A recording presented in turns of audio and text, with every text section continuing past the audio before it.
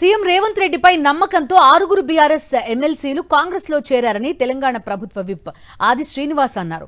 కేటీఆర్ రాజ్యాంగం గురించి మాట్లాడడం విడ్డూరంగా ఉందని విమర్శించారు.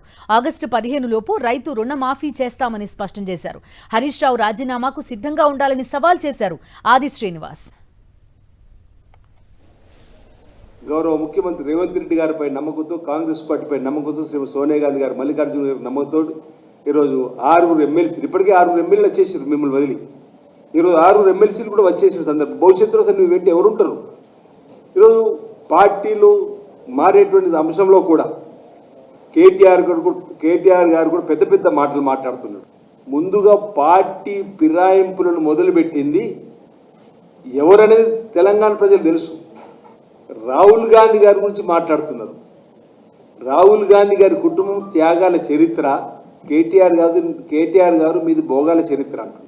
హరీష్ రావు గారు 6 గ్యారంటీలు అమలు చేస్తాం, ఆగస్టు 15వ తేదీ లోపల రైతు రుణమాఫీ చేస్తాం. ఆనాడు ఆయనే అసలు రుణమాఫీ చేసే వీలే కాదు, ఆగస్టు 15వ తారీఖు లోపల వాళ్ళు కాంగ్రెస్ ప్రభుత్వం రేవంత్ రెడ్డి గారు రైతు రుణమాఫీ చేస్తే రాజీనామా వేస్తారు. ముందుగా మీరు మానసికంగా ఎమ్మెల్యే పదవికి రాజీనామా స్పీకర్ గారు ఫార్మెట్లో చేసుకొని రెడీ పెట్టుకోండి. ఆగస్టు 15 రుణమాఫీ చేసి తీరుతాం.